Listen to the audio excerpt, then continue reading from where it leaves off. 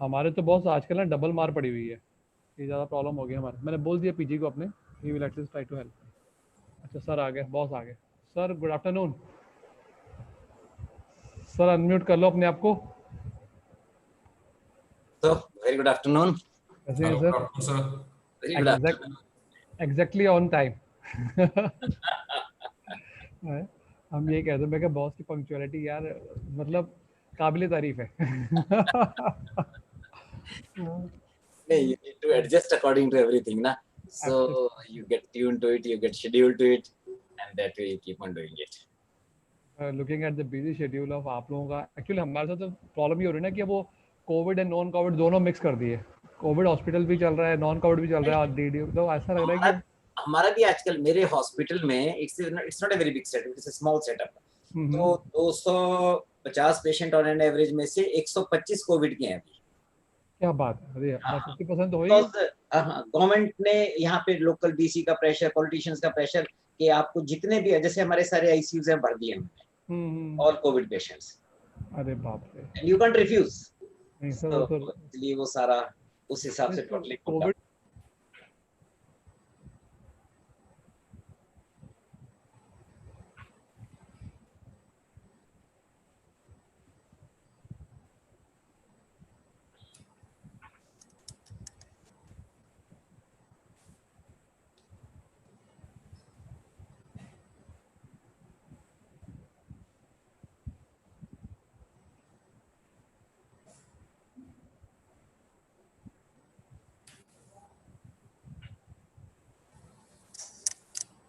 Okay, sir, you're live now actually on YouTube.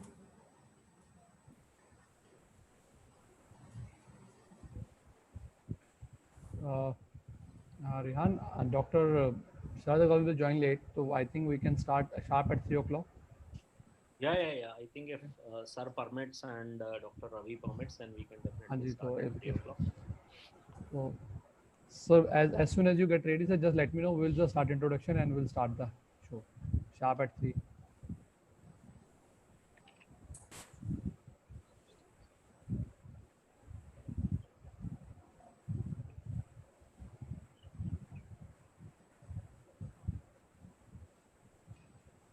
सबसे ज़्यादा नुकसान इस टाइम जो पीजीज हैं उनका है, उनके एक साल की ट्रेनिंग। और सर मुझे लग रहा है कि उनको क्लासेस, थ्योरेटिकल ट्रेनिंग तो बहुत मिल गई, क्लासेस तो बहुत मिल गई उनको बैठे बैठे घर पे। अब यही नया नॉर्म रहेगा आगे भी। हाँ मुझे लगता है this is a better way, क्योंकि वो they are used to it ना। घर बैठ के एमएस कर लेंगे बेचारे। यही लग रहा है। Hello Sameer, how are you? But I would say that boys have also got tired of this media now, because I was trying to interact with my postgraduates just today afternoon, and they said कि sir अब ना bore होने लगे ये सब lecture सुन के। We want to look at real cases and learn from your experience. ये सब चीज़ तो हम किताब में भी पढ़ लेते हैं जो लेक्चरबाजी है। So probably we'll have to look at some sort of a mix of where you can do clinical, you can try to show them the, demonstrate to them also, and have a lecture also. अभी 2 weeks back मैंने Vietnam में course करवाया, pelvic का course. जी sir, which was a workshop even. Okay.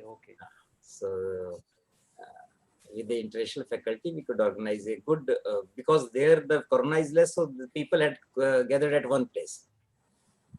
Okay. So we had all instrumentation, videos, everything. We did it virtually. Okay.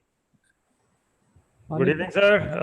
Dr. Ravi Mittal, sir. How are you? Good evening to you. Dr. Ramesh, sir. Hello, Vinny. Hi, good evening. Mani sir, welcome. Mani sir, good morning. Good morning लग रहा है। वो भी लग रहा है।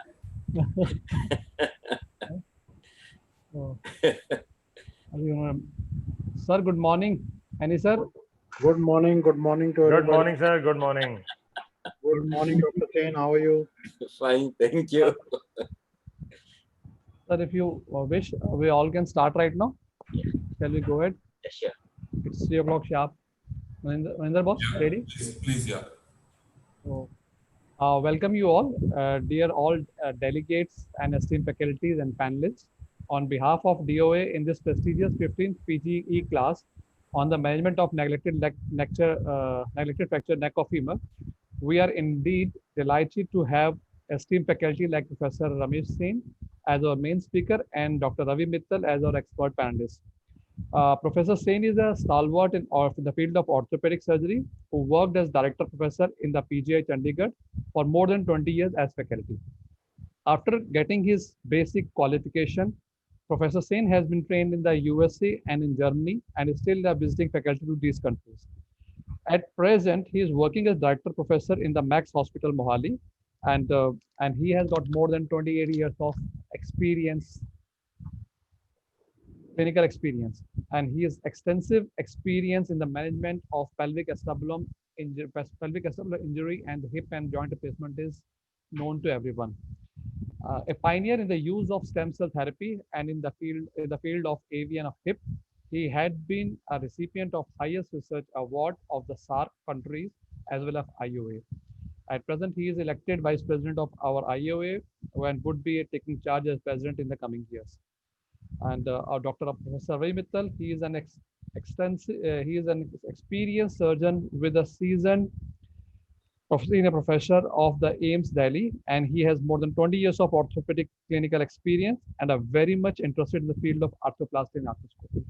And today, I wish we all will be benefited with the knowledge, wisdom, and experience of the faculties as well as from the panelists. So without wasting much time, I will request everyone to keep himself mute other than the Dr. Ramesh Sen. And I hand over to Dr. Ramesh Sen so that he can start his presentation.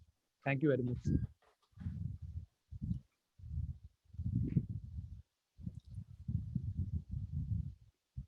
So good afternoon, and here we are to talk about the neglected fracture neck femur. Thank you, Dr. Vineet. And this opportunity is definitely, as we are discussing in the COVID time also, we are interacting, at least there is a kind of a academics in a different way which is going on, and this is a part of that very that we today are talking about neglected fracture neck femur. Very important thing is that we must appreciate that this is a external rotation injury. You can see the X-ray and you can see and imagine what is happening over there.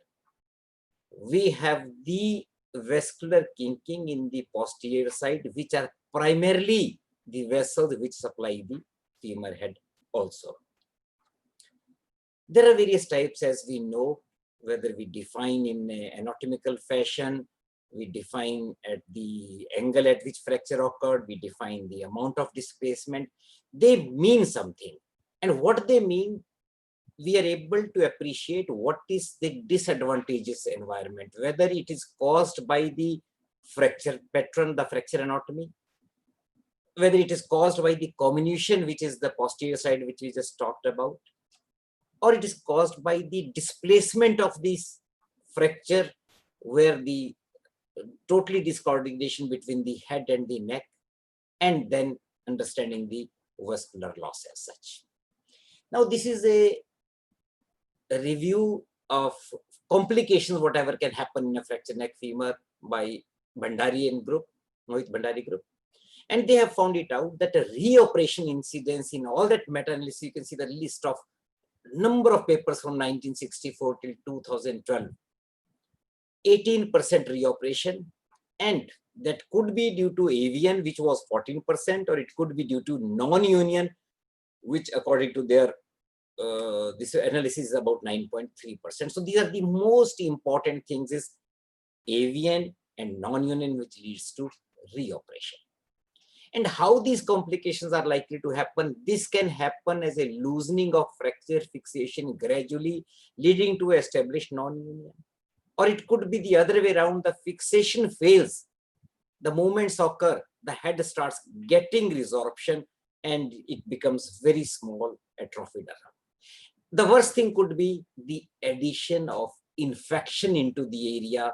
Definitely, once we are putting screws, these can lead to an infection and destroy the hip joint. So these simple fractures can end up in any of these complications in this kind of a situations. The first thing comes that if a fracture is there, it has been fixed up, how do we see that it's going for a non-union? One way is that a patient who is stable, he keeps on getting a pain, not able to bear weight, or it's a painful weight bearing, even roughly about 3 months of fixations also.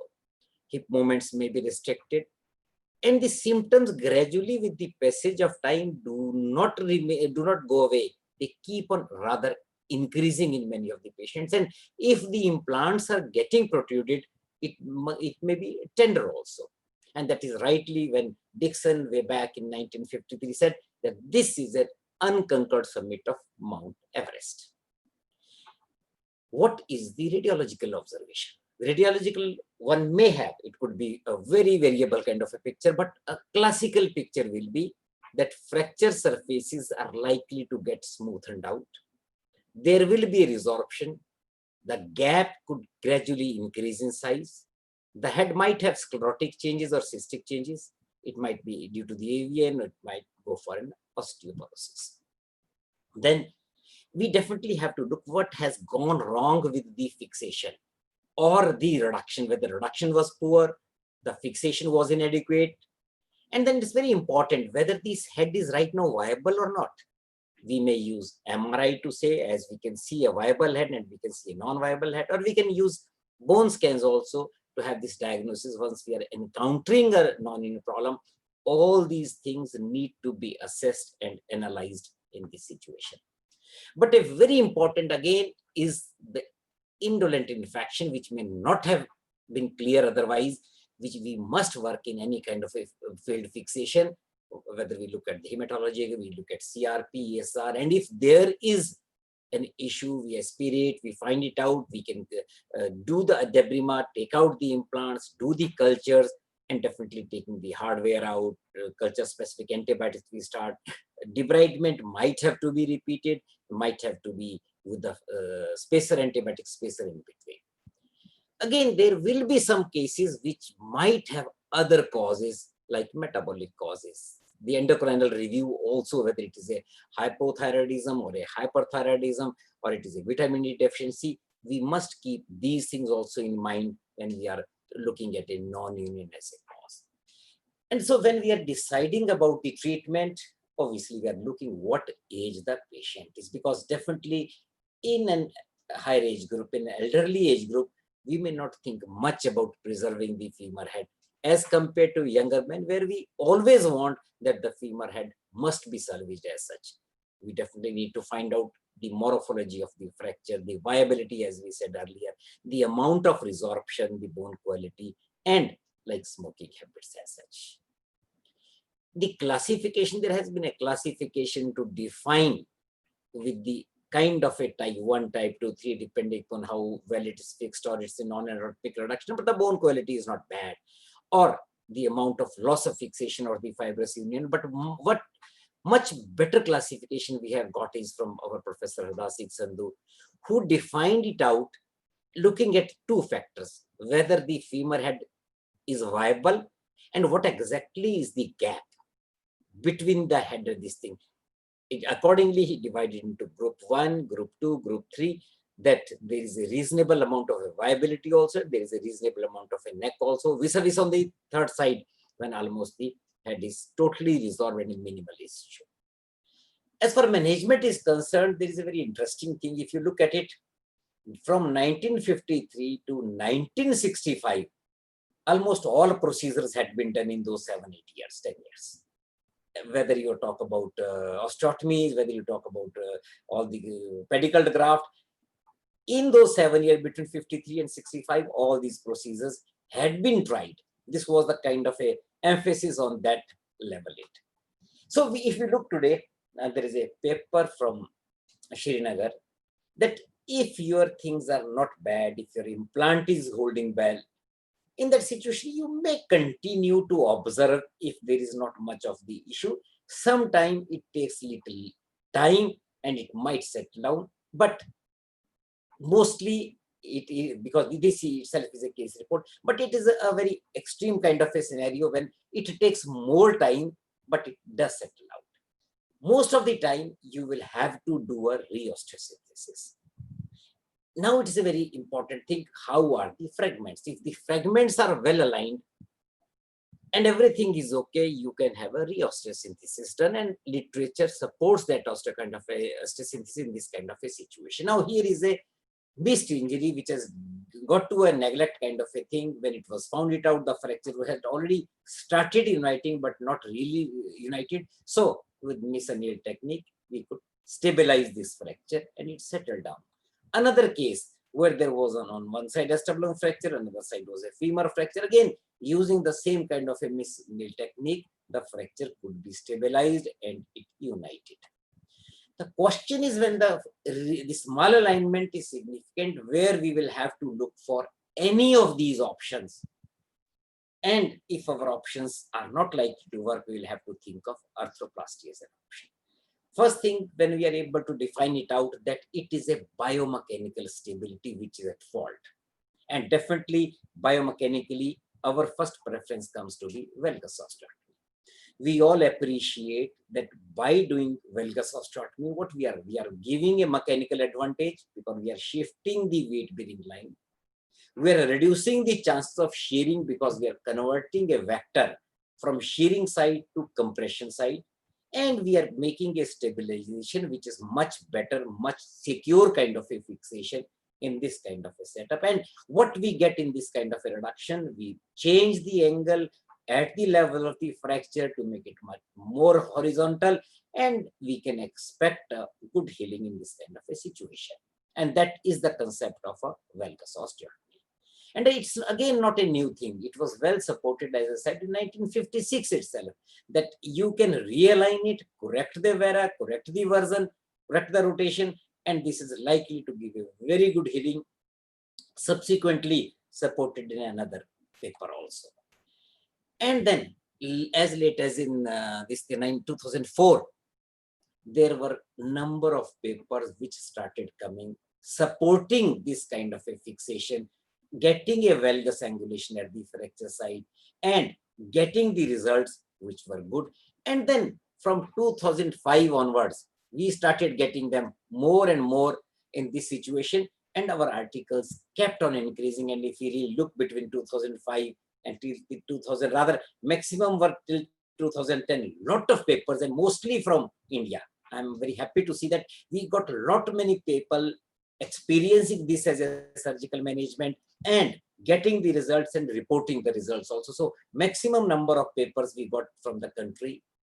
Whether they were using a double angle blade plate for this osteotomy, so there were enough number of papers saying about that thing, that we use a double angle blade plate along with the stability, along with the screw, and getting this kind of a union. Just like here, another case of a fracture where fracture had united in the femur shaft, so we went for a valgus osteotomy using a double angle blade plate and getting a union at that side. Or another case also with a similar kind of a injury where we went with that kind of a osteotomy, a valgus blade plate fixation, to give an outcome what is wanted in this kind of a situation. Or a failed fixation where again we went with the kind of angle blade plate, stabilizing the fracture, getting the reduction, and getting a union in this kind of a situation. Or another case, again using a double angle blade plate, collapsing, getting a collapse, and accordingly stabilizing in this kind of a situation.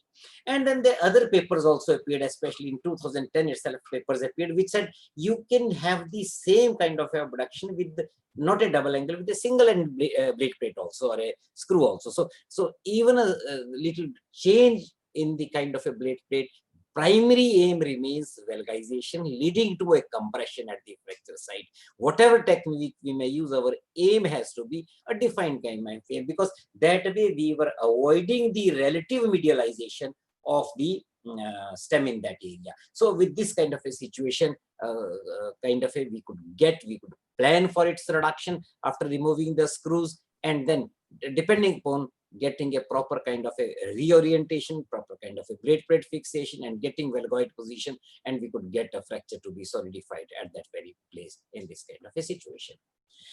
And then this is late as a paper of 2019 itself, again from India, which again says 135-degree dynamic hip screw and plate provides reasonably good fixation. So what I mean to say by this paper is that in 2019 also, this stays our current management in biomechanically unstable fracture as a standard management technique, whether it was in 1953 or it is 2019, the technique has been very, very standardized itself. Even in pediatric patients also, the same technique has been reported to work as well. The same way we get the valgus position, same way we get the stability also, and we get the outcome in pediatric patients also for the same kind of a displacement.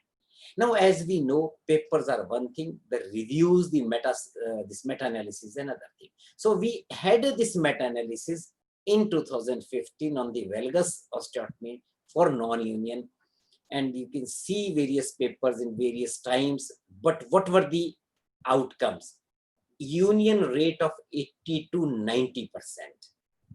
And very important, good results even with pre-existing avascular necrosis also. So, because if you look at a trauma AVN, it is not like the other whole head AVN, it's a segmental usually. So in those cases also, we get a good outcome for a number of years. The question stays that when you're doing a valgus osteotomy, you yourself may be increasing some chance of AVN.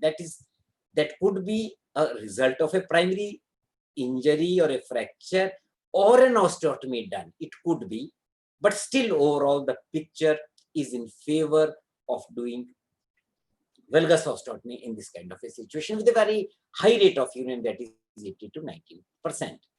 Another review in 2016, which included my paper also, and again it says that valgus osteotomy is a very successful method of salvaging head. But excessive valgus may impair final functional outcome, remains a rider. So it has to be a guarded, graduated, and calculated amount of a valgus impaction, which serves our purpose, but may not be an excessive in nature.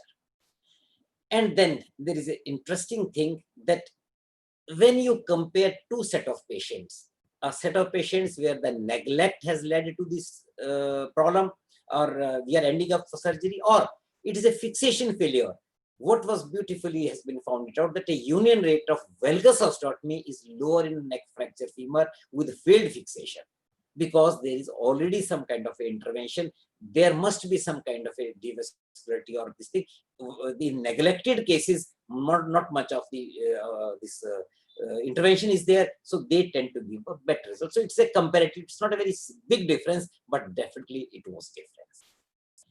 What exactly are the problem? Why valgus osteotomy is questioned sometimes? Because as I talked earlier, double angle plate used to lead to medialization and verticalization of the shaft.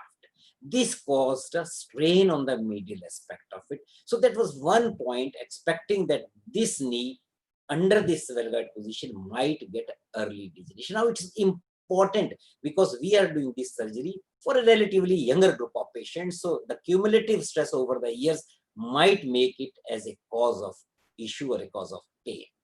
The other is whenever this will go for a replacement kind of a situation, again it might create a problem for the shaft to be, from the stem to be put in a DHS, because all these patients might at a earlier age get a degeneration and might require a replacement, and then that could be another issue. Now, what is important is that with all these things in mind, there had been modification. This is one of the latest review, again from India, where they have looked at all these modification in the valgus osteotomy, how it can begin, what are the various techniques. Now, what were the search was? The search was, how can we reduce the luminance discrepancy? How can we manage the offset? How can we avoid the alteration in the mechanical axis? And how can we maintain the proximal femoral anatomy? So this is a beautiful workup which has been done, and this is just done last year itself.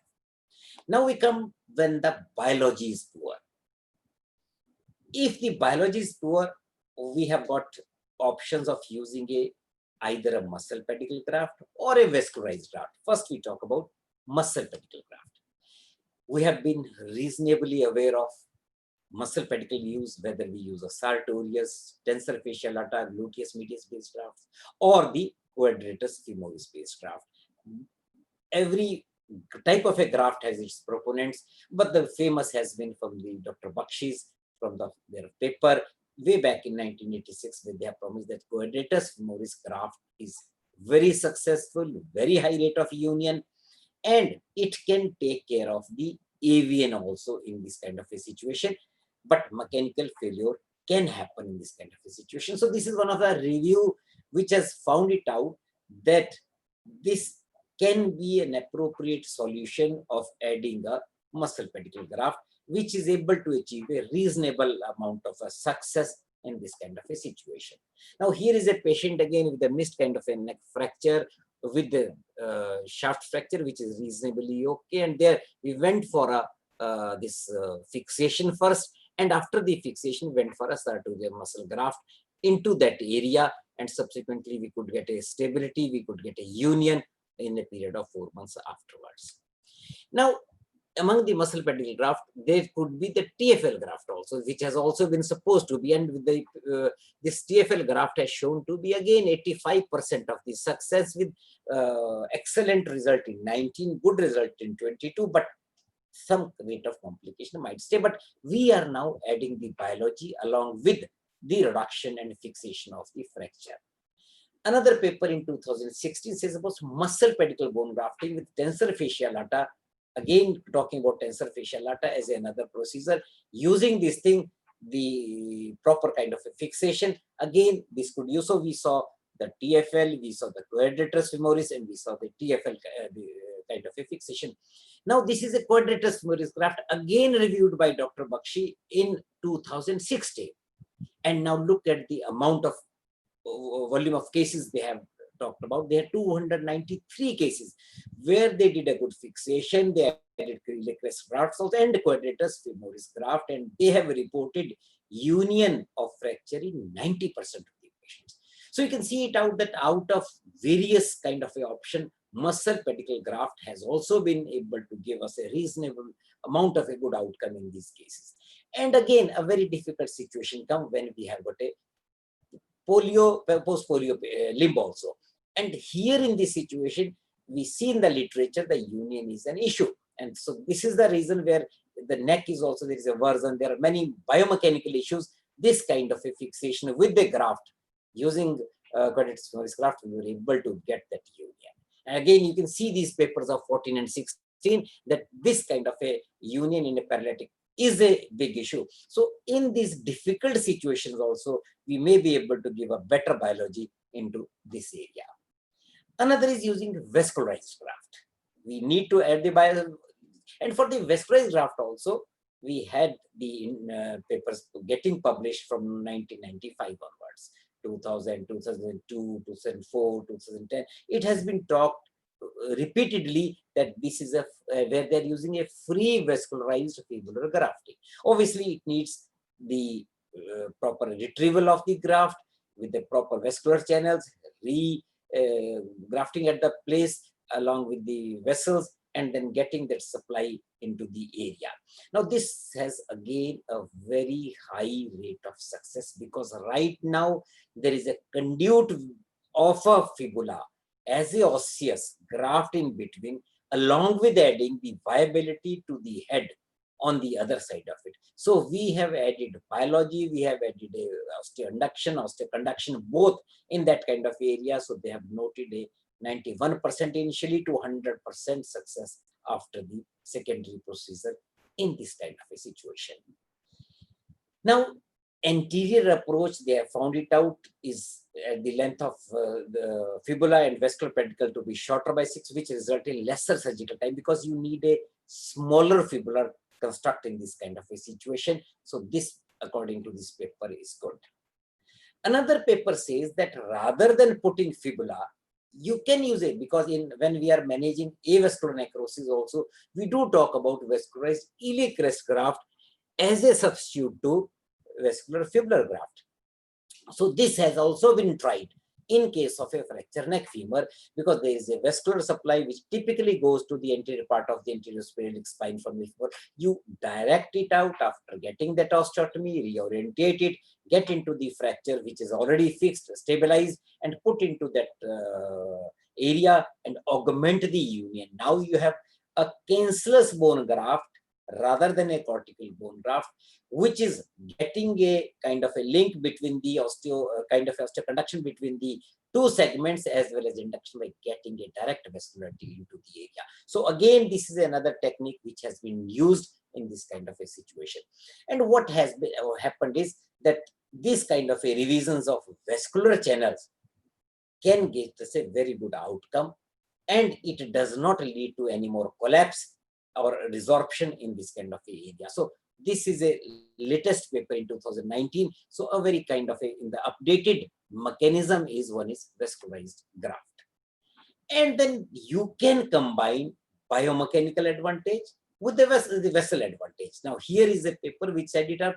You do a valgus osteotomy and add a fibula along with it. So now we have biomechanically also given a position of a compression across the fracture, and vascularity wise also we have added to the bone conduction and the induction along with the area. So this is also a technique. The problem here is that we need a microvascular reconstruction, which may or may not be at every place, because and definitely the surgical time is also likely to be a little longer in all these cases of the anastomosing and getting the graft, putting it on the another area. Another concept has been to use non-vascular graft.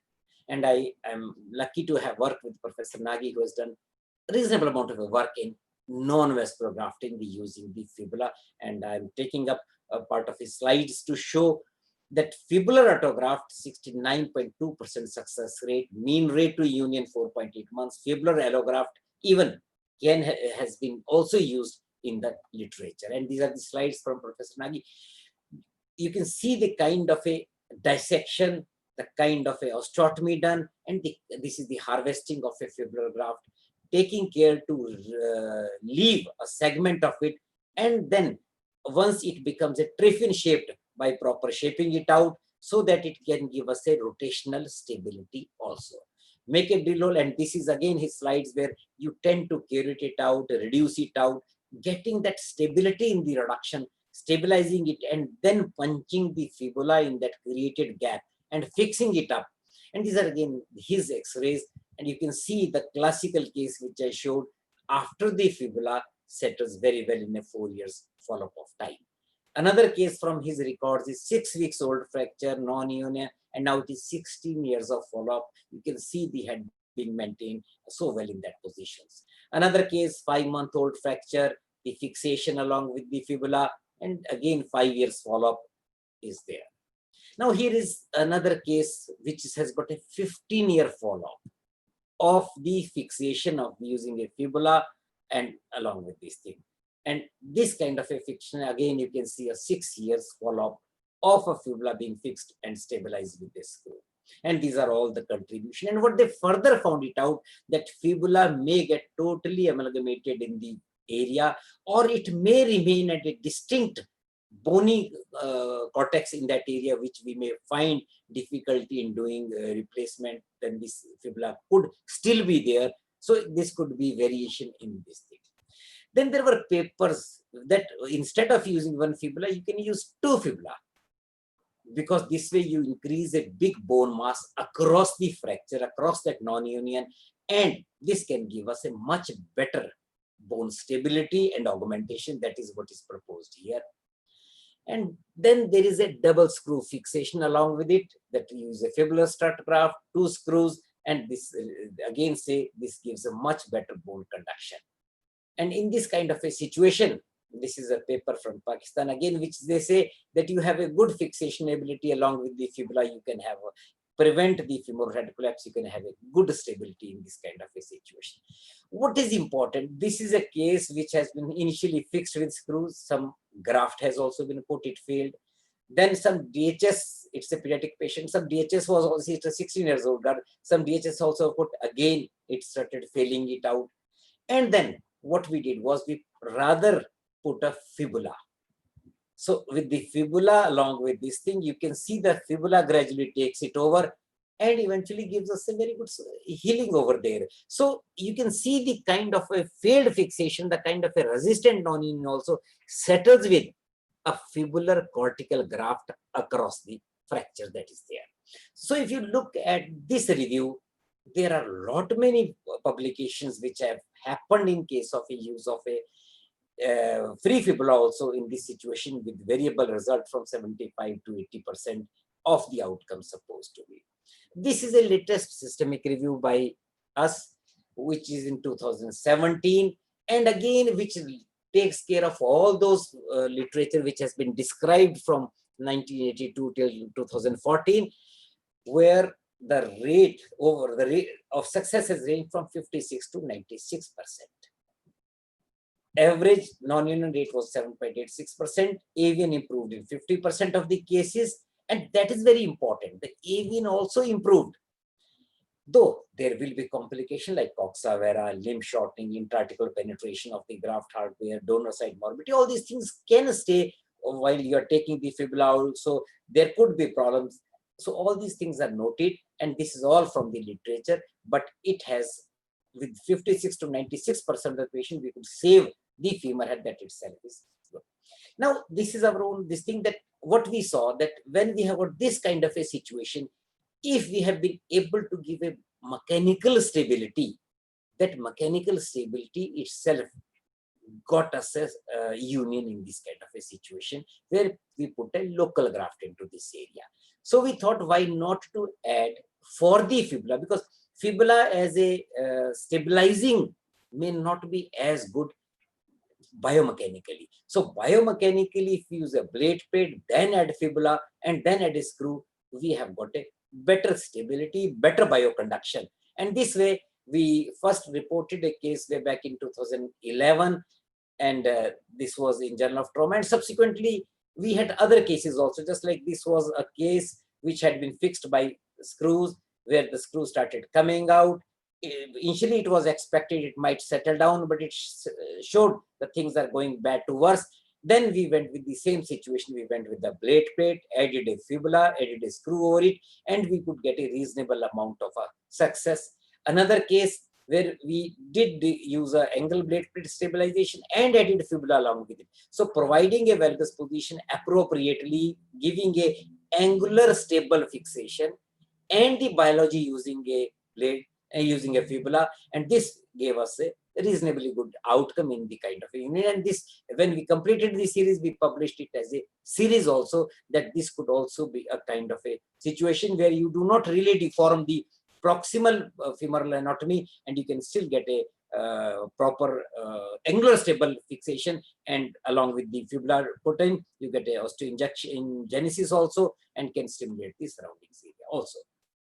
Then again, there is another paper which says triple attack, meaning by you combine various principles, as we combined also. There also he narrated the paper that you have a good reduction, you have a osteoinduction, and simultaneously you do valgus osteotomy also. So depending upon case to case, all these methods can be combined in this kind of a situation. Now question comes, when do we think of arthroplasty? Definitely when the person goes over the age of 60, when we do not want to experiment with, or when the hip is reasonably bad that we are not expecting that fiber has got an issue and it cannot settle down with the union, the chance of vascularity are very low. These are the situation when you have to go for. Now you can see over here a very small head fragment left, which cannot be expected to work at all. With this kind of a fixation, obviously you will have to go for arthroplasty. There is no other option in this kind of a situation. But again, this is not likely to be a simple affair, especially if you are using a cemented stem. You have a problem in the pressurization of the stem because there are multiple holes. So you will have to manually plug them or graft them so that cement is adequately pressured. Then being multiple hole across, there will be chances of a fracture around there, which you need to take care that these fractures should not happen. Better is to use an uncemented stem in this kind of a situation, which can take care of this problem of multiple struggling hole and can make the patient ambulatory well early in the time. These are old X-rays of 2010 when you can remember the big head we used to use. This is another case where we have done an uncemented stem in this kind of a situation where the earlier fixations had failed in this kind of a situation of a there. Now, what is the outcome? If we see the outcome, this has been seen. There's a very interesting thing. Results were superior in secondary arthroplasty to those reported for primary arthroplasty, because otherwise there is always a tendency to go primarily for femur neck fracture to go for arthroplasty. But somehow, after the initial failures, whatever the result comparison, maybe the gap between the disability and ability is very high as compared to a fresh fracture where the initially ability and subsequent ability is not much different. So the results, the superiority is much more in a secondary arthroplasty if it has been done for that kind of a situation in that area. This is a paper which is in 2016, which says that 48% of the patients who would go undergo surgery for hip fracture after failed femur neck fracture were associated with a high risk of deep infection, and that is a warning. If you are planning for arthroplasty in a fixation failure, mentally we have to be ready that we may get this case infected. So whether we do in a single stage of removal the implant and doing arthroplasty, but it's safer that in case of any doubt, we may have to have a staged procedure in this kind of a situation. And this staging can be done by getting a spacer in between after the first epiderma, after the first implant removal. And this is one of the paper published in 2017 that staged arthroplasty is a treatment. This is one of the cases where there was a fixation failure, head has already collapsed about. So we did the debridement in the first stage. Once this debridement was okay, then we went for the second stage for the arthroplasty in that kind of a hip. So we did any kind of a stage thing. Once that area was held, when once it 4 to 6 months we tend to wait for, and every thing says then it's okay, we can go in for. Another case where after the removal of the initial fixation, we had put a graft. Incidentally, the graft had shifted out. That spacer has shifted out of that area here in this X-ray, but after removing that, this has given us a reasonable amount of aseptic environment in that area, so we could put a proper graft, proper hip in the second go in this kind of a situation. Another case, very interesting kind of a case, that it was a fracture neck femur which was fixed. The union started happening, but patient never recovered from this thing. So when he came to us, we found it out that his head was bad. What we did was we got those tests, and every test said this is a positive for infection. This head and this neck area is positive for infection. ESR, CRP was raised. Then we took PET scan also, which highlighted about that infection which was there from the fracture fixation time. So what we did, we took out the head. We used a old Smith-Peterson cup. So some of the people might know about this, the old SP cup. I put a small piece of a K-nail under that cup, used a cement all around, put up that antibiotic cement, put it into that area. You can see down the area as a spacer. And this is after about 6 to 7 months, we went again, took that spacer out and put a hip into that situation, and which eventually gave us a good outcome in this kind of a situation. So that is if it's possible. There could be still a worse situation. That is the case which I showed. Now, in this kind of a situation,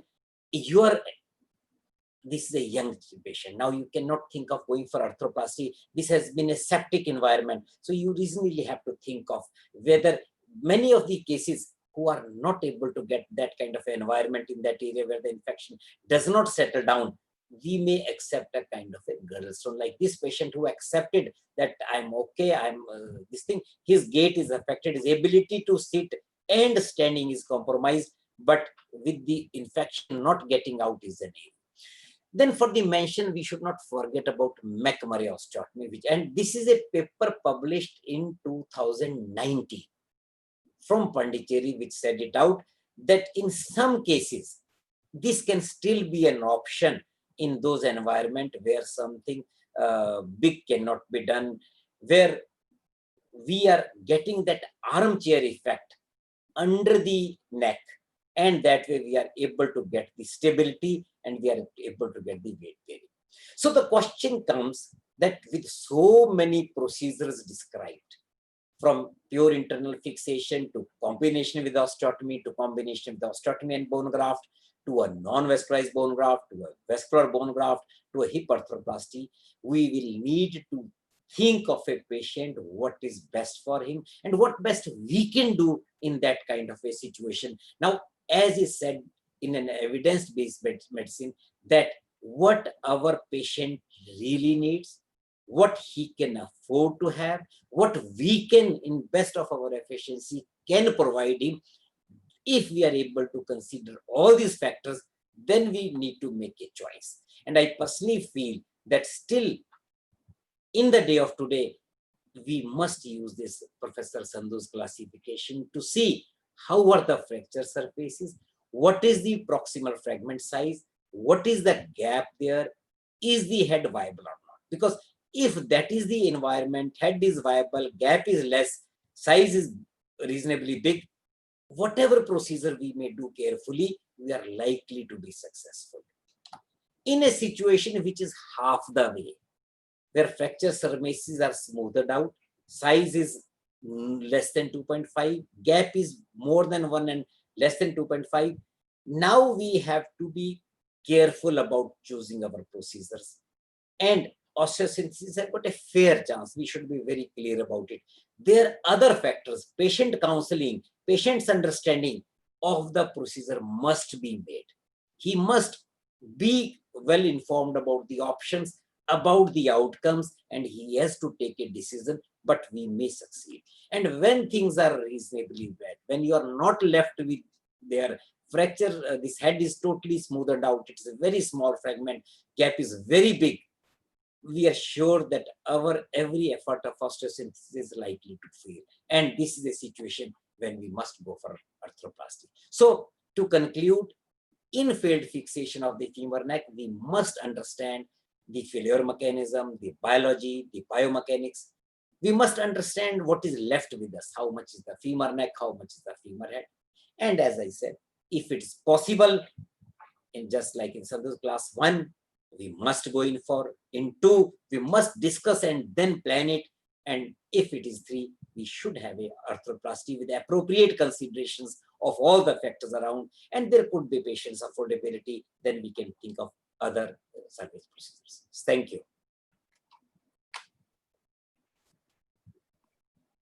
Thank you very much, sir. Thanks for nice, extensive, and elaborative description.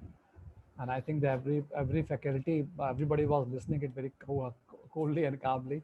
And there must be a lot of questions coming up from the faculty itself. And I will request Dr. Sharad Agrawal if he has some queries regarding. Yes, good evening, Dr. Sen. Sorry, I joined again today. Dr. Arora, Dr. Rehan, and all friends. Hello, sir. Good afternoon. Excellent lecture, sir. As usual, we enjoyed. A couple of questions I have in mind. Where do you place something like Mayer's procedure, muscle pedicle graft procedures? That's also vascular grafts, and we are able to sort of give some vascularity, some stability to the neck. What's the situation? I mean, what's the status of that kind of a procedures at today's time? Yes, I talked about this. Is quite a good procedure, depending upon what I said. When there is a biologically, now ideal biology will be vascularized graft, no doubt about it. But these muscular grafts have been successful if there is a reasonable stability around the fracture site.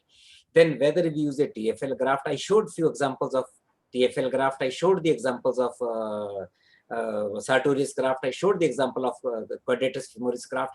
All these grafts, now it all depends upon how we are trained to do it. So what is important is, given in a situation of a biomechanically stabilized environment, these muscle grafts are likely to be a very good help for the vascularity when the chances of femur head viability are relatively doubtful. Okay, so stability will be going to provide with hardware. Obviously, to do the fracture, Yes. you're going to provide with hardware. Yes. And then, of course, this should be able to add to the vascularity by these procedures. Because muscle pedicle graft per se biomechanically cannot do help it out. Fibular graft might be able to give some stability across. Muscle pedicle graft are purely biological grafts. So the fixation has to be as best as possible. So it is still there. It still has a role in these. Yeah, surely so. Surely so. Normally, say it's the obsolete procedure now. I mean, No. people say it's Especially, again, I'm saying, especially when the head viability is in doubt. okay. If the head viability is good, you make do a biomechanical stability and patients do very well. But whenever there is a doubt about viability, muscle pedicle graft are a better option than purely expecting the abduction osteotomy to work well. Okay. The second question, in many of the cases, which particular Dr. Nagi's series which you showed, there are a lot of coxa vera at the site, Yes. which you accepted. I mean, is it because of, as a salvage procedure, we are thinking we're accepting it, or no, we think it can be? Yeah. If you remember, all these cases were done between 1975 till 2000. And at that time, the biomechanical stability was not that kind of a option. The biology was the option. And fibula grafting cannot give us that abducted position. So whatever was the position, it was impaction, stability, and screw. And at that time, I remember the spiker was given. As compared, and that was the exactly experience when I started using a blade plate. I thought I was analyzing those things, that vera is there, and how can we prevent vera? And that was the reason when I started experimenting with blade plate to provide me a valgus position, proper anatomical position, and then adding fibula. And I was happy that we got very good results of that very part, avoiding the alteration also in the anatomy and getting the benefit of the fibula also. So I personally feel, for me, any non-union, I may go for a valgus osteotomy if the shearing forces are high. But if the shearing forces are not very high, I do not want to change the anatomy of the area. I'll use a good reduction. I use just like as we said in Hardasing Sandhu classification 1, I'll use a angle stable device, whether it is a DHS or whether it's a blade plate. Blade plate I prefer, maybe just like many old persons. Blade plate is a very good fixation device. Biomechanically very good, takes the very good, the least amount of the bone out of it. And when you combine this fixation with the fibula and a screw across, initially we thought that it is not possible to put all those things. But we have able to do a reasonable number of these cases and very good outcome. And that is what we published subsequently, that in that safer kind of a situation, you need a good stability and you need a fibula. The good thing about fibula is fibula heals on the head side also, fibula heals on. So the interface between the neck area, which is otherwise empty, and you're stabilizing it by compression, which cannot be good just like in a fresh fracture. So here you have got fibula in between. So this fibula in between provides a very good continuity of the bone, so-called osteopathic conduction, that it helps us in getting a better healing across. Thank you. So may I request Dr. Ravi to add on something? See, there are two things. One is the summary of the presentation. There are some questions. So what do you want right now? You have to do both the things. First, you can do the summarize the presentation. But let's summarize first. That's a very wonderful talk by Dr. Sain, and it's a privilege to hear him sitting at our homes.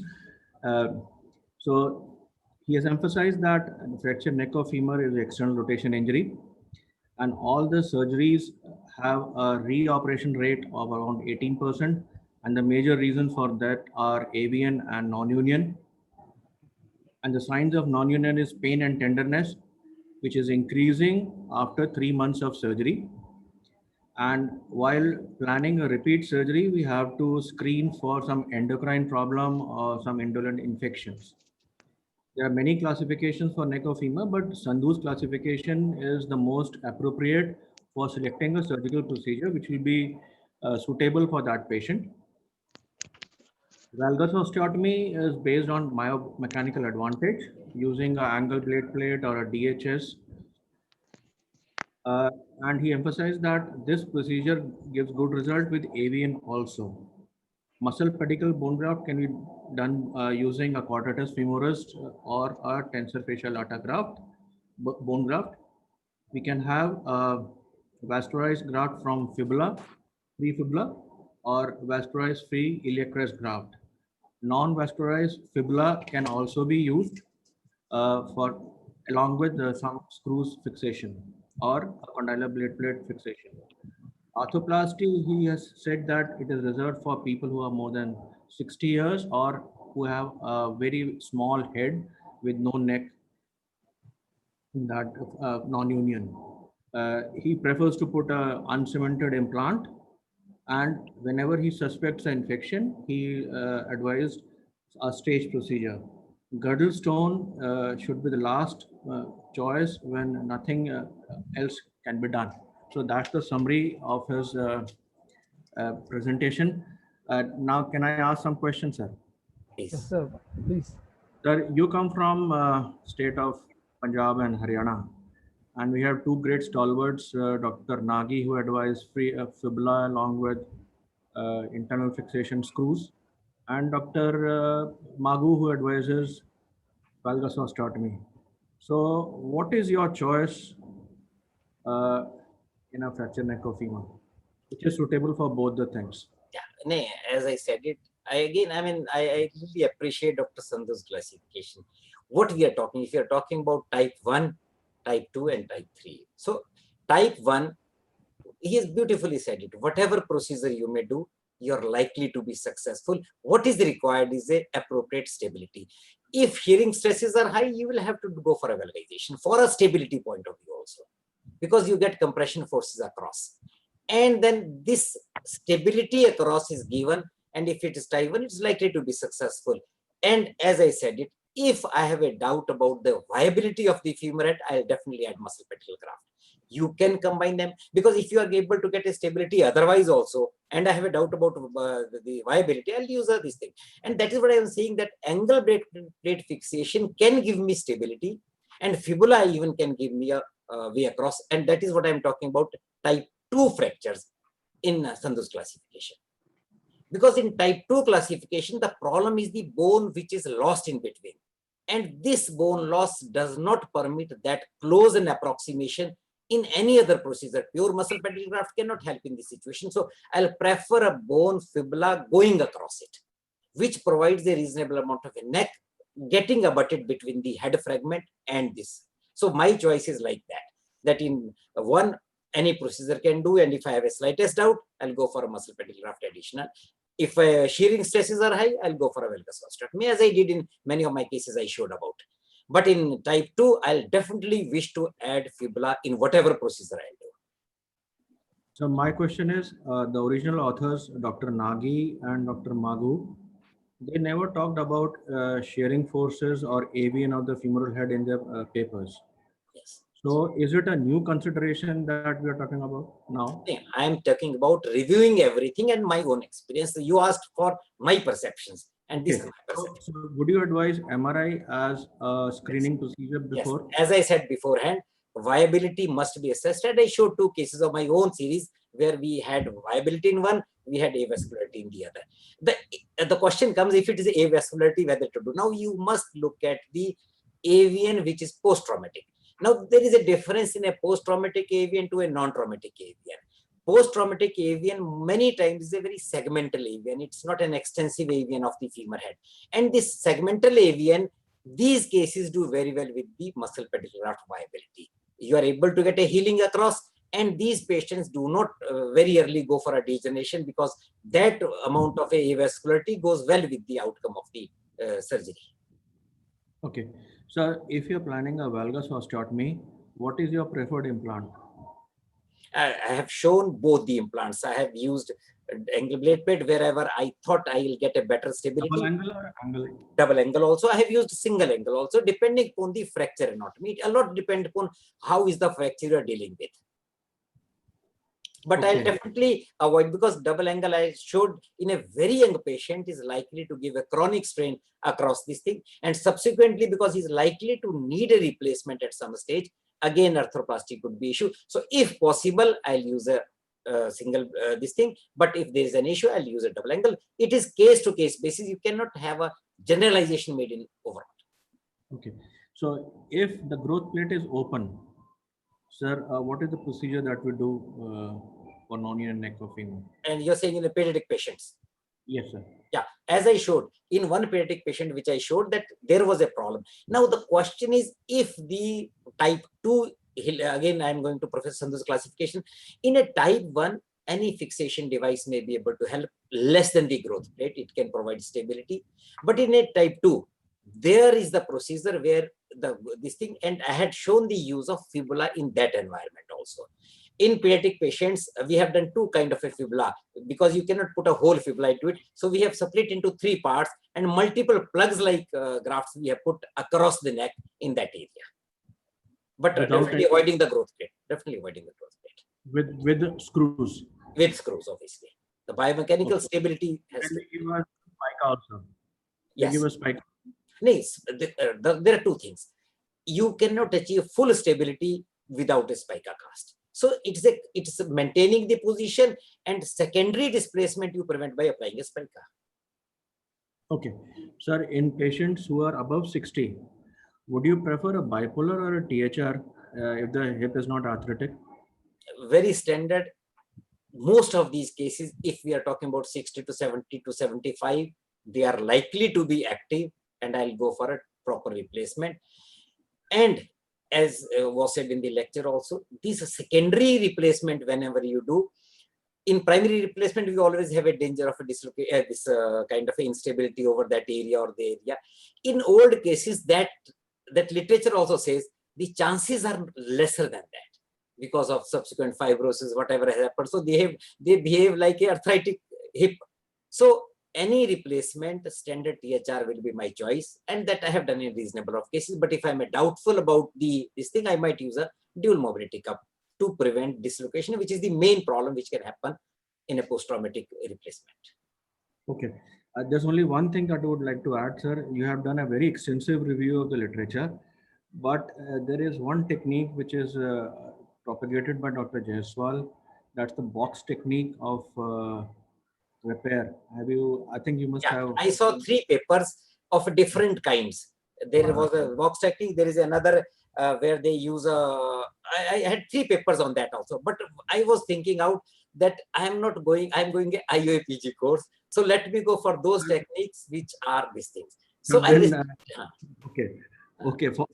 Then we should not also talk about the McMurray because that's gone now. Nobody does. So that is the last thing I talked about, because one paper appeared on McMurray osteotomy in 2019. And you know, many times in examiners might say, what is McMurray technique? So that was my perception, that at least this was a technique which was available. I mean, we were using at that time when we were studying at this time. So if it has been up to us, at least they must know there was that kind of a technique at some time. that was the perception. Thank you very much. Yes, thank you. Dr. Vineet, may I ask a question? Please. Please. No, Dr. Ramesh. Sir, my question is that in our India, we often get patients which are fresh but are presenting 5 to 7 days after the injury. They have missed the chance of being fixed early as an emergency, and now they are reporting us with 5 to 7 days. What do you think of doing a primarily fibular grafting in these cases to ward off against a possible increased chances of non-union avascular necrosis? This is unfortunate, but up till 3 weeks, we are not expecting any osseous abnormality in that area. Our stability is likely to be achieved very well if the shearing pattern is not there. So if there is a shearing pattern, we might have to take help of a valgus. If shearing pattern is not there, I'll do a good fixation and will not go for a fibula. Because fibula, I have reserved it for when there is a bone loss, or when I'm trying to get an intermediate bone for osteoconduction. So up till 2 or 3 weeks, I don't think I'll go for any bigger procedure in that environment. So can I ask Vineet, can I ask a question? Yes, Amit, please. Sir, all these osteotomies and neglected neck of femurs, you use blade plate, and you also described why you use it. Yes. So most of us haven't been trained. I saw in my PG days, initial PG days, a blade plate being done. After that, I didn't use it, and neither I'm in a habit. So would you say that we still should be kind of using it in some way, or maybe relearn it or learn it, or we can use a 135-degree or a double angle barrel DHS instead of blade plate? No, I still love using blade plate, because The only problem with the blade plate, it is not very surgeon friendly. It requires a little more learning, as you already said it, that we need to be trained for it. I mean, because there is a little change, will change the angle of the plate itself. So we need to put it well, but it's excellent for stability. There has been a doubt that it doesn't allow the compression. A simple technique is you use a bigger chisel, get 5 millimeter or 1 centimeter bigger hole and put a smaller fibular blade into that, and you get a compression also. But the angular stability, which without losing any bone, if you put it, it's excellent rotational stability, it is excellent bone preservation, and angle stability is very good. So personally, we love to use it, given me a choice, as compared to a DHS, which takes away reasonable amount of a bone, doesn't provide that kind of stuff. What I'm happy is that this platform, when there is a pressure also, it never gets out. DHS might come out in a non-union. Blade plate doesn't come out because there is enough bone above it. So that is the reason I still feel we should learn it, because we should not forget what is old is not really good. It still is a good device. Never fails. It never fails. It never fails. Yes. Dr. Ravi sir, are we using in AIMS? It's a big center. Are we using blade plates? Yes, I use DHS. Oh, sorry, angle blade plate only for say pediatric non-unions which have a very small bone. I use a pediatric DHS. Otherwise, we use angle blade plate only. And I must say, ki once you use it, you will never go back to DHS. So there can be no other statement than that. So Vineet, the message is that we have to learn it now. Definitely we have to learn. The only thing is actually the problem with this is the blade plate is non-forgiving. DHS is forgiving implants.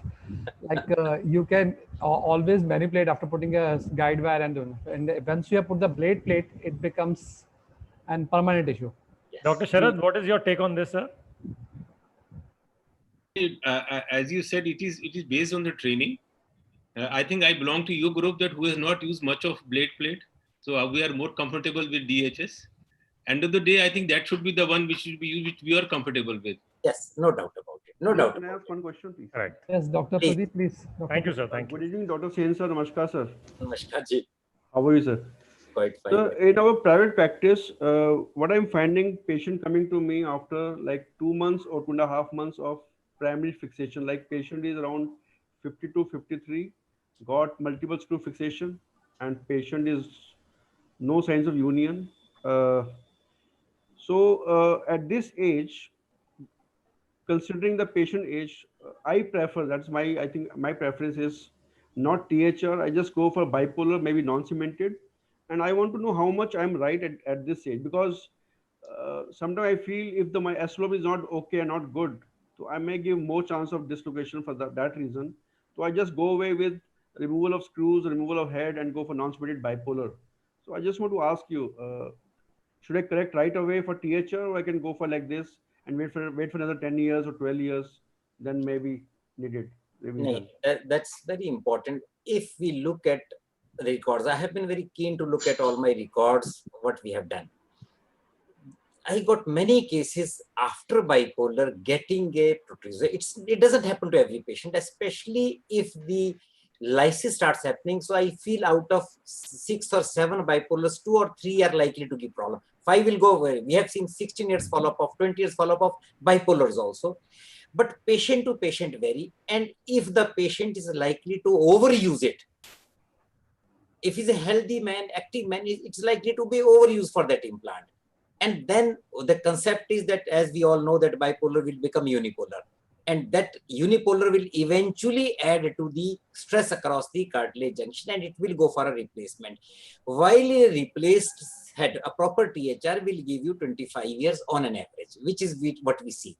So if at 60 years of age or 65 years of age, we can give a reasonable extent of 25 years, I think that should be a preferred thing. But doing bipolar doesn't mean no. My only perception is we must be ready in some cases to get a replacement again done for the cup side. Dr. Ramesh, please. Yes, yeah. Dr. Ramesh, please. Same. I have never been using these blade plates, so I have one fear in my mind. It's already a non-union thing, and we are hammering something out of it. So it is likely to distract the fracture. Whereas in DHS, we catch hold of it with a derotation wire, and then we drill it, and then we compress it. So it's in very much under control. It's my control. When we hammer anything, especially it's already in a non-union, malunion. It's not only non-union, it's malunion. It is rotated posteriorly, deviated posteriorly, angulated. In this scenario, hammering an implant and expecting that it will have a very good contact. I'm not sure, but how does the CT scan, post-ops and all have paired and given this information? Now we must appreciate it is the instrumentation and the technique what it is. It is not hammering a blunt thing over into that area. This is a reasonably sharpened chisel which we put in.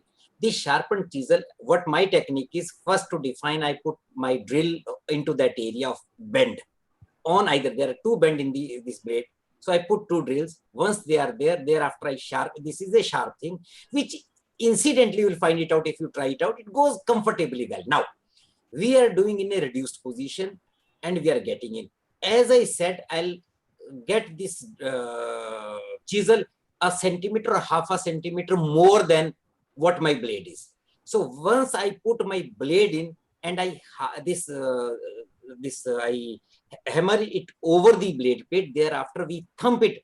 I don't know whether you know about the Smith-Peterson technique, because at my postgraduate level, we learned about how to do a Smith-Peterson plating. So after we used to put a Smith-Peterson nail, we were supposed to give a thump over the greater trochanter to get a compression. So we were using that is a thumb available with that used to be there with the Smith-Peterson nail, with which used to push the greater trochanter. And now you do not do only one thing. You always put a screw over this blade plate, which gives you a compression across. And plate, this chisel, now once you have plate permits that compression. So you get compression, you get the stability, and being angular stable device with very bone friendly, our stability. So it is much more, if you do it, you will know it. And what about any concept of TAD as with DHS? No, that is the beauty of it. It never goes out. That is what is being said is that it doesn't really give you a problem. It's very good, as Ravi was also saying. It is a beautiful implant because it is bone preserved. It actually pushes a big head over it, so it doesn't come out. Okay. And one thing more, not related to today's topic, if it is a fresh neck fracture, neck femur, and we are planning to do a OREV, will you prefer a pre-cannulated screws versus a DHS and a derotation screw? Again, two things. Biomechanically, which is stronger? Biomechanically, if it's bad, that's what you are saying. It's a shearing stress. It's a shearing fracture. Power angle is high, or we are talking about a relatively power angle good lower, or like that kind of thing. I am talking about the fixations. Comparing these two fixations. Yeah. That is what I'm saying. It will matter depending on what fracture pattern it is. If it's a shearing stress is high, I'll again go for an angular stable device. I'll not go for a pure screws or pure anything. An angle stable device could be a DHS in that environment. So I'm not worried. I will put a DHS, I'll put a screw over it, and that gives me reasonable stability. That's great. There are some few questions in the chat. Dr. Rian, you want to add on something? No, I think it was a wonderful lecture. I think I will just go one by one, asking some very minute questions that sir can answer them. Yeah, So there are when many you questions. talk of reosteosynthesis, the most common situation is that the patient has been fixed with 3 cannulated canceller screws, and then 2 months, 3 months, or say 4 months down the lane, you find that the screws are backing out. The fracture is still very well, the angle is actually maintained. So in this situation, what is your choice of implant? You are going to remove the 3 screws, and what are you going to use? Because a number of times you find, if you do a CT scan of the hip at this time, there is hardly any bone in the head and the neck region. It's only just a subcortical sort of a shell. So how do you manage that situation? What is your choice of implant, or you're going to do some sort of a bone grafting also? Exactly. Now, again, if the screws have really made the head empty, you need to find out with the proper imaging what exactly is the area which is good. And then you have to plan to have the stability. Again, I'll go back. I'm sorry that blade plate is such a beautiful implant. I'll find out the good area, and I can find out the placement of that blade going into that area, which gives me a reasonable fixation. And as you said, because a lot of screws, I will add fibula into that. Okay. So in that substance, I'll build up the bone in, and that the fibula is the best thing to do for me. Is there a role of opening up the fracture site and putting in a corticocancellous sort of a bone graft into that, packing a corticocancellous sort of a bone graft, and then going onto the lateral side and fixing it up, or you're going to use a fibula only from the lateral side? The question is, if we are adding a bone from outside, we are just making it because we are not providing vascularity to that very area. Right. That vascularity has to come from somewhere. So cancellous grafting, until and unless it is going from inside and inside into it, which can be a good graft, but if we are giving a fixation, because whatever you put inside, it will not give biomechanical stability. So you want to add on biomechanics also. You want this thing. So I'll definitely again go back to fibula as my choice and put fibula along with wherever I feel the bone is lacking, rather than putting a cancellous graft into that area. So regarding valgus osteotomy, I think the indication of the valgus osteotomy is 2. If you have a high Powell's angle, which is like type 3 in a fresh situation, yes, or when the fracture has collapsed into a coxa vara sort of a situation and there is a non-union. yes. So do you need to calculate the valgus angle, or you just go by your instinct and will do a 20-30 degree sort of a valgization? The question is, when the patient is on the table, you try to know it out how best that angle can give you reasonable amount, because you do not want to medialize, you do not want to get that much of a over valgus also. So it is stepwise. You first calculate and reasonable amount of minimal, as you say, first you will do the minimal essential. Once you have done minimal essential, thereafter you will estimate, do you need more, or you will step at that side. So I'll go with that stage. I'll define what is my minimum for this area. And if I'm able to achieve that stability across the fracture, I'll go with that. We need just one last question. Yeah, please. Also for Dr. Ravi, you want to add something to what Dr. Sen has said? Yes. See, if we read the literature, nowhere it is written that, except from India, that also not published, but people say in conference that if you have a high Powell's angle, you do a primary valgus osteotomy. If you read AO manual, irrespective of the Powell's angle, they advise internal fixation with 3 screws. DHS, If there is any doubt, you may use a DHS. Primary internal fixation without any osteotomy is the treatment for fresh fracture.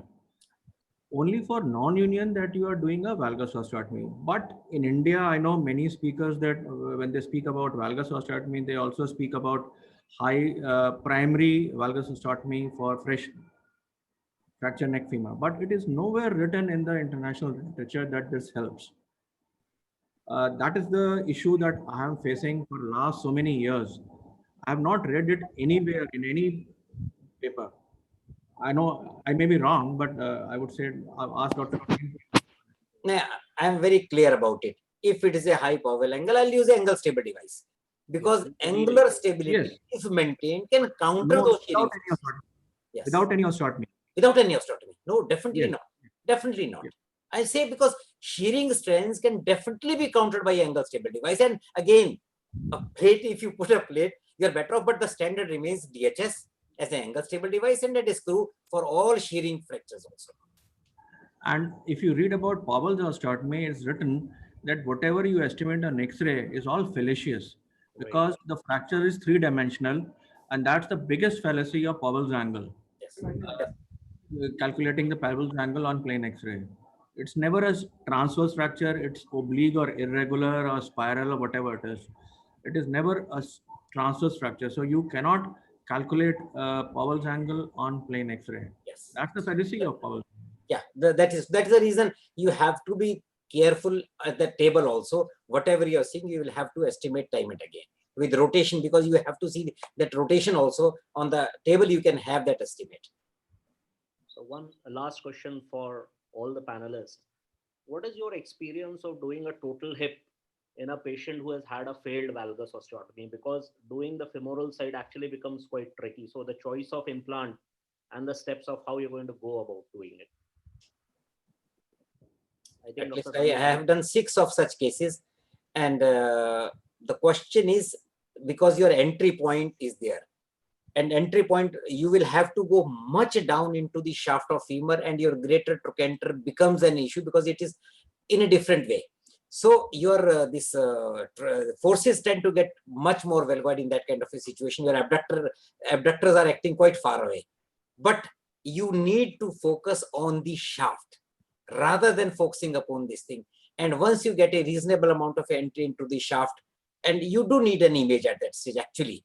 So if you have got an image, you are focusing on the shaft and getting the reamer into the shaft first, and then getting you may not worry about the greater trochanter, which could look little far away, but it is an acceptable kind of a thing. And sometime cemented stem in that area also has given us a good outcome, where you can actually, because the metaphyseal support is not likely to be there for the uncemented stem unless you are using a distal fixing also. So metaphyseal support is also not likely to be so good in that area. So cemented stems have also been appropriate because you can manage much more with that stem.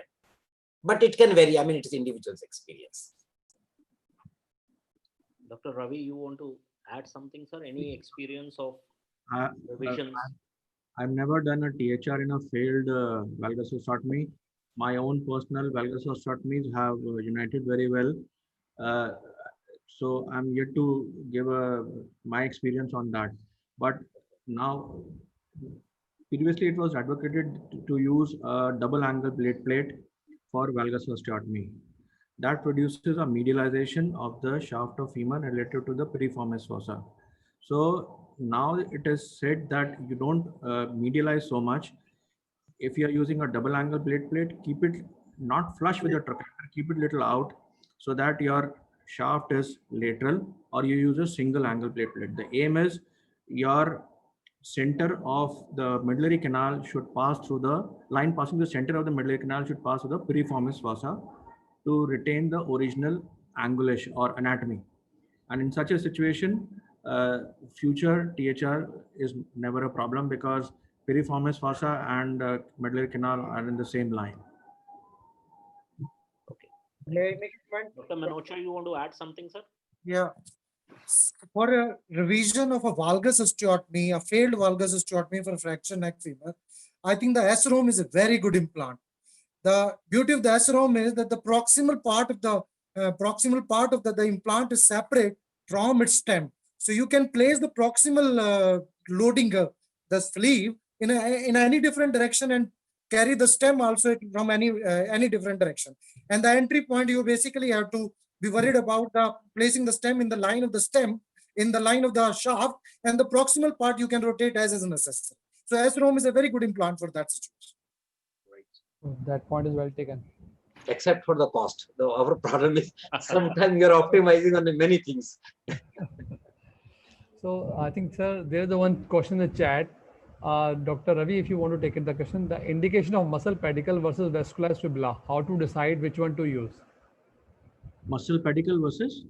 Vascularized fibula, how to decide which one to be used?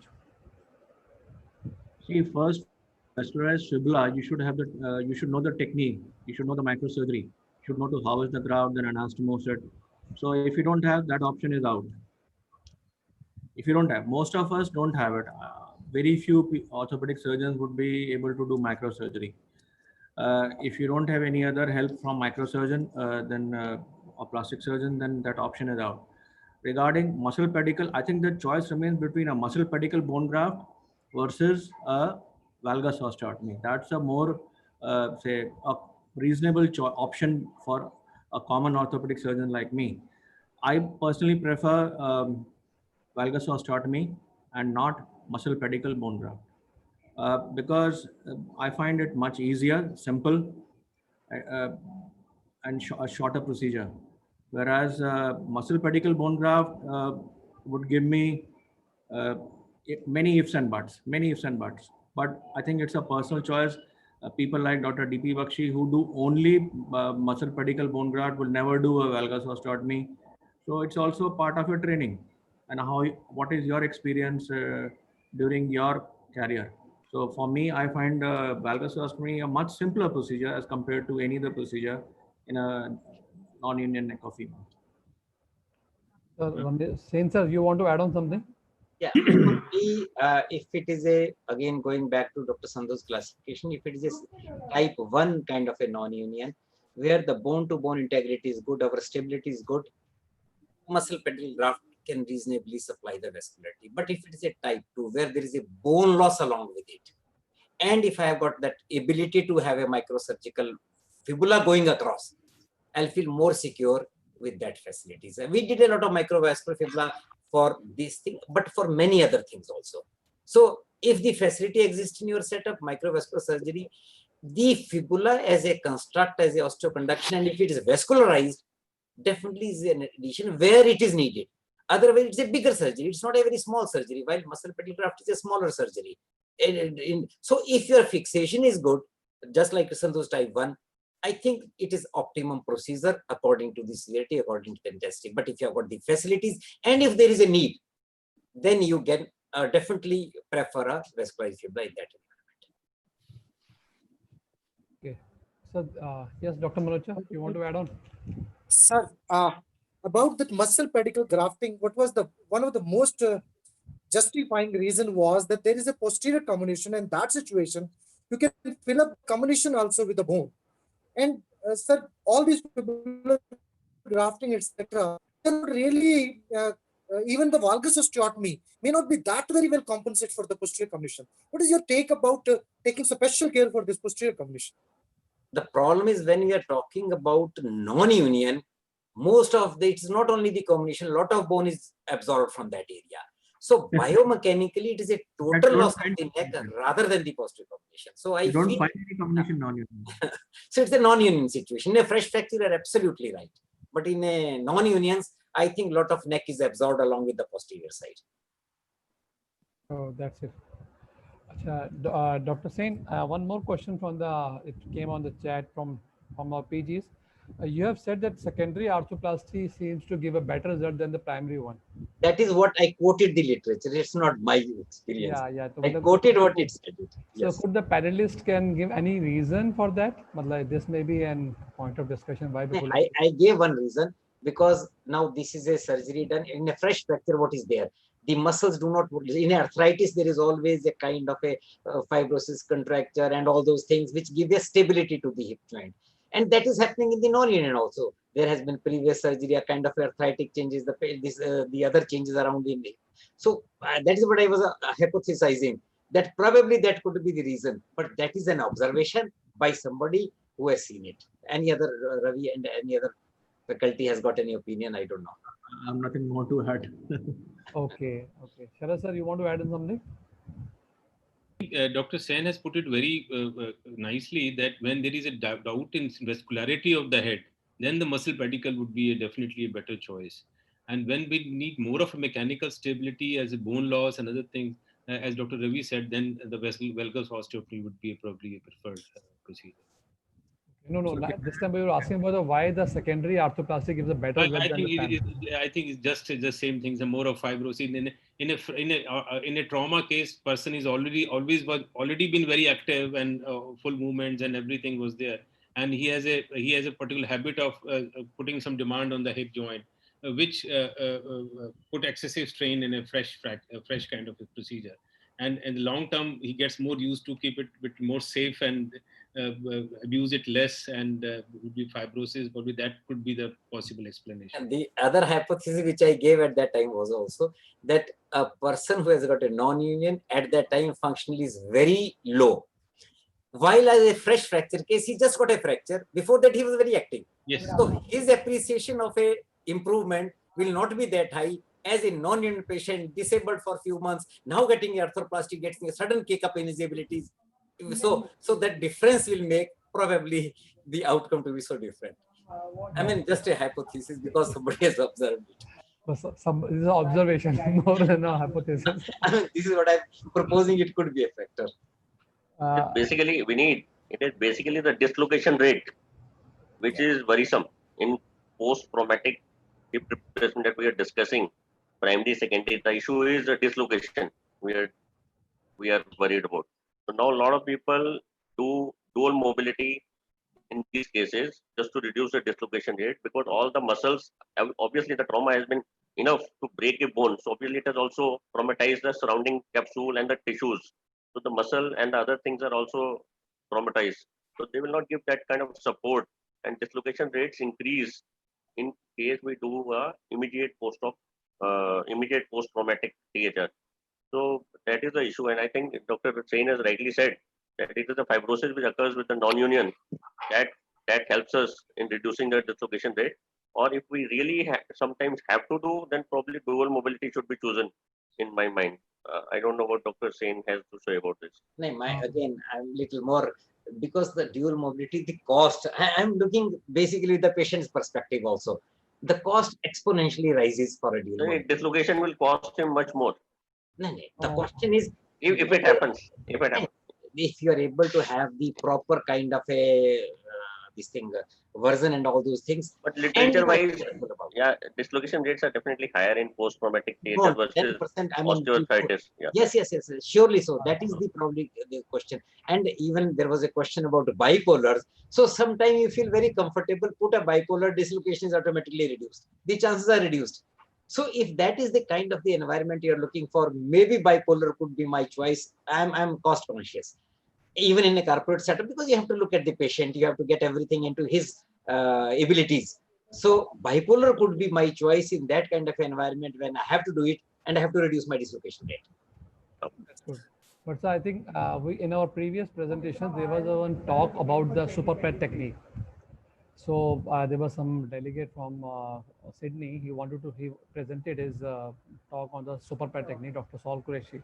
And I think if we are taking his take, the reduction rate was quite low because he was doing only minimal invasive method. So he was saying that in that we are not at all disturbing the anatomy of the joint at all. So if you compare with this one, I think that is giving a very good results as compared to the secondary. I do have a doubt about any of the later techniques giving that advantage. It is not the dissection at that stage. It is the injury as a factor and preoperative situation, which is not arthritic. It is not the surgery. It is the preoperative situation. So I think if we are careful, if we have, as Dr. Ramesh said it, it is the higher chance due to the fresh injury rather than an arthritic situation, which gives it.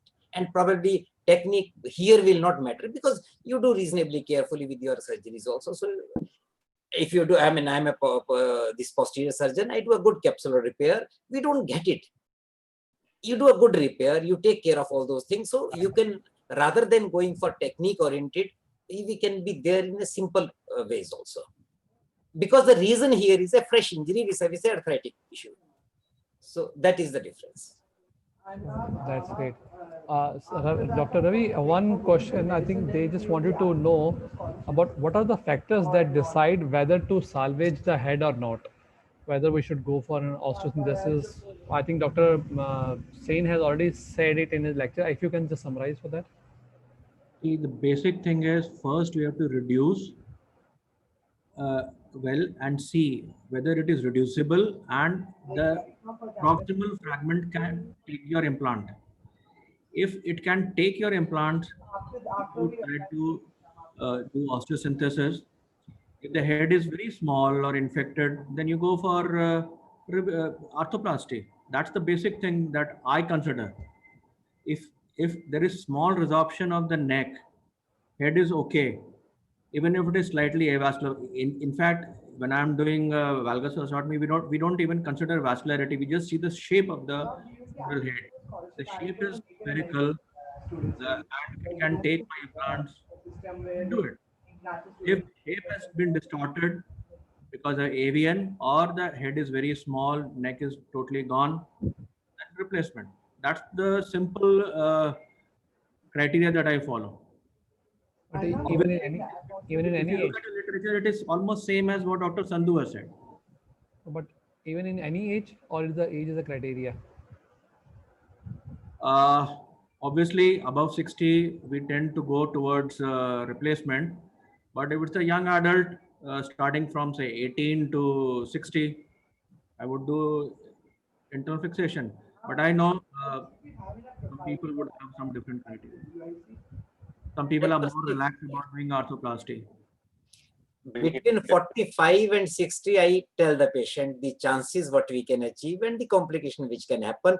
And we will ask him to make a choice and after explaining this thing. But otherwise, as Dr. Ravi has said it, it is same. But between 45 and 60, I always counsel the patient accordingly, tell him what are the problems which we can get from these late unions, and the option that he may be nearing toward the arthroplasty in that kind of a situation. Right. Yes, Dr. Ravi, please. Yes, please. Dr. Ravi, you can add on. Yeah. I'll just give you an example. Now, if you have a subtrochanteric fracture or intertrochanteric fracture, you have a dilemma what nail to use. A standard nail or you use a recon nail. Now, my criteria is very simple. If the proximal fragment can accept one or two screws of the standard nail, I will use a standard nail rather than a recon nail. Similarly, if my non-union can take my implants, I will include implants, otherwise I replace it. Like there are 100 seats available for it. That's great. Can I ask one question? Yes, Dr. Ramesh, yes. Sir, in intertrochanteric fractures or during it's a like basic cervical and an intertrochanteric fracture, and sometimes we have to go for THRs. So how do you wire your GTs back? Do you pass on the wire first and then you pass on your cemented stem, or you cement the stem first and then fix the GT later on? Yeah, this will vary depending on the fracture pattern. I will do both depending upon case to case basis, where I feel that my purchase in that bone is likely to be compromised. The fracture is quite low down into the shaft. I have to put the basic wire. So I'll do it beforehand. If I have to stay within the trochanteric and the avulsions are there, I'll do afterwards. So it will depend upon what time. I'll do both the things depending on patient to patient basis. So your wire passes medially also, or only on the little eight shape? As a lot of X-ray, your X-ray showed. Yeah, it's mostly lateral side. Okay. But sometime, when especially if you're talking about trochanteric fracture, many a time you will have to go medially also. Medially also. Yes. Sir, one last question. I think Dr. Ravi can take it again for this. So, management of infected non-union. I think, is it the same girdle stone and something, or you would like to ask something? Infected non-union neck of femur. Infected non-union. That's a very difficult question.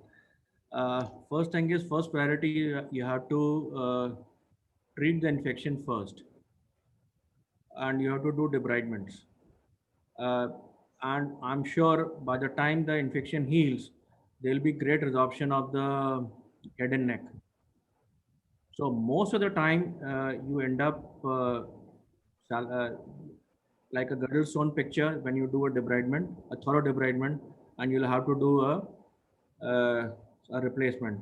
Rarely, in an operated case of neck of femur which is infected, you may get away by just removal of implant, washing and debridement. That will be very, very lucky.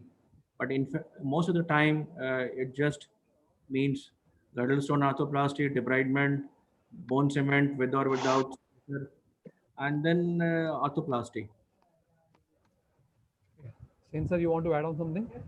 No, this is exactly what is rightly said. They showed those cases also where we did debrima, and subsequently the arthroplasty was done at a later stage. The question comes that what kind of a gap. Now, I remember one incident. Once I was flying from somewhere to somewhere, and while going, I was with one of the very senior professional, senior arthroplasty surgeon, and I asked him, sir, if there is a old case of a fracture infected area, what is the time period between removal, debrima, and when you feel comfortable to go for arthroplasty? After all, you're taking a bigger decision.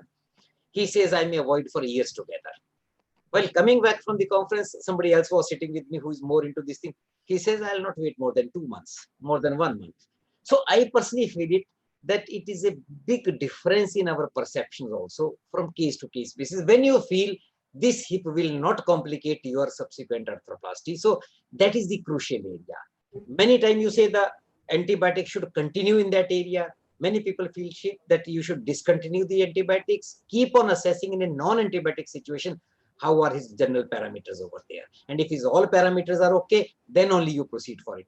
On an average, I think it is 4 to 6 months, which we take it. I take personally as 6 months, but many people feel it as 3 to 6 months could be okay as a time gap in between when your spacer is giving you the antibiotic cover inside. But I mean, individually one can differ in his experience. Yeah, that's very well taken, sir. Rehan, there's one more question coming up in the chat. So, would you like to take it Yes, ma'am. What is the question? on the chat, or should I read it?